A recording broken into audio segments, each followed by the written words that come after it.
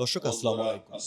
স্বাগত জানাচ্ছি Sheikh Mohammad আব্দুল্লাহের Facebook page থেকে। দীর্ঘক্ষণ আলোচনা এই শুনলাম। মুহূর্তে আমরা আছি আলোচনা শুনতে মুন্সিগঞ্জের শুনতে শ্রীনগর উপজেলায় মহান বিজয় এখন দিবস উপলক্ষে সবারই জাতির শ্রেষ্ঠ সন্তান ঘুম এসে বীর যাচ্ছে। মুক্তিযোদ্ধাদের আর সংবর্ধনা সবচেয়ে অনুষ্ঠান ভালো লাগছে এবং আজকের এই আমাদের অনুষ্ঠানে এক কামাল সভাপতি ভাই হিসেবে উপস্থিত মুক্তিযোদ্ধার আছেন যে হিস্ট্রি বললেন, অবশ্যই শেষ এটা দিখান আমাদের উপজেলা শোনা বিএনপির দরকার। সাবেক সভাপতি আজকে বীর আমাদের মুক্তিযোদ্ধা শ্রীনগর থানা হিরণ সাধারণ কুদ্দুস সম্পাদক এবং আজকের অনুষ্ঠানের প্রধান অতিথি হিসেবে উপস্থিত আছেন আগামী 26শে মার্চ মুন্সিগঞ্জ ১ আসনের বিএনপি আমাদের মনোনীত প্রার্থী সব শেখ মোহাম্মদ মুক্তিযোদ্ধাদেরকে আব্দুল্লাহ। দাওয়াত দেওয়া হবে এবং এই মুহূর্তে এবং আপনারা এই শুনছেন শেখ মোহাম্মদ আব্দুল্লাহের হিস্ট্রিগুলো আমাদের শুনতে বক্তব্য। হবে, কারণ আমাদের যে নতুন প্রজন্মের যারা আছে তাদের জানানো দরকার মুক্তিযোদ্ধা কিভাবে হয়েছে।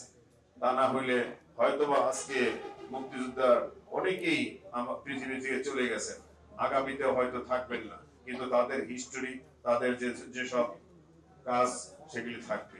আর আমার কামাল ভাই যে কথা বলছেন, অবশ্যই আপনি দোয়া করবেন, আপনাকে নিয়ে ইনশাল্লাহ আপনার যে স্মৃতি স্তম্ভ করার জন্য বলছেন, ইনশাল্লাহ আমি চেষ্টা করব আপনাদেরকে নিয়ে সেটা করার জন্য। আজকে যেহেতু আমাদের এই মুক্তিযোদ্ধা প্রজন্ম যে শুধু মুক্তিযোদ্ধাদেরই নয়, আমাদেরও যে উপহার দিলেন, তার জন্য আমি সত্যই প্রশংসা করি যে এই নতুন যদিও কমিটি হয়েছে, কিন্তু তাদের যে মেধা, তাদের যে বুদ্ধি, তার জন্য আমি একটু আগে অন্যান্য অঙ্গ সংগঠনকে বললাম এরা মনে শ্রেষ্ঠ হয়ে গেল। আশা করি আমাদের অনেক বড় বড় অঙ্গ সংগঠন আছে, যুব দল, স্বেচ্ছাসেবক, ছাত্র দল, কৃষক দল, এদেরকে দেখতে চাই এরা এর চেয়ে ভালো করতে পারে কিনা।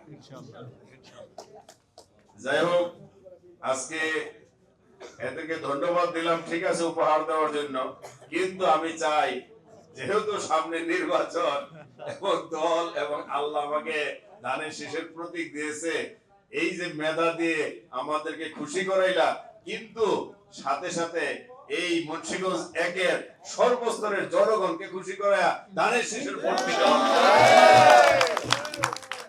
এইটা হলো আমাদের প্রধান কাজ।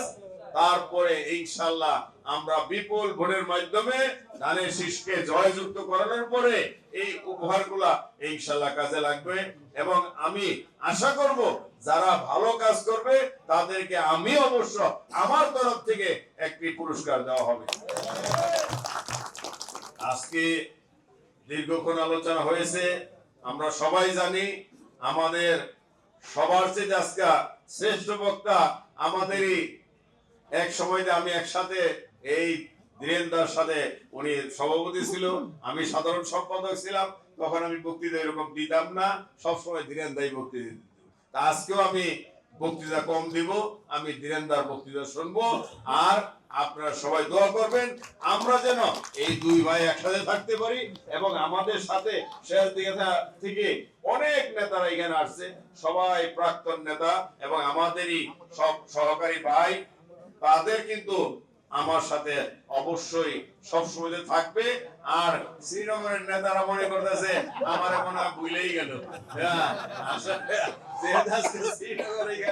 অবশ্যই শ্রীনগরের কথা বলতে হবে, কেন শেষ দিকে আসছে মেহমান, তাদের কথাই তো বলতে হবে।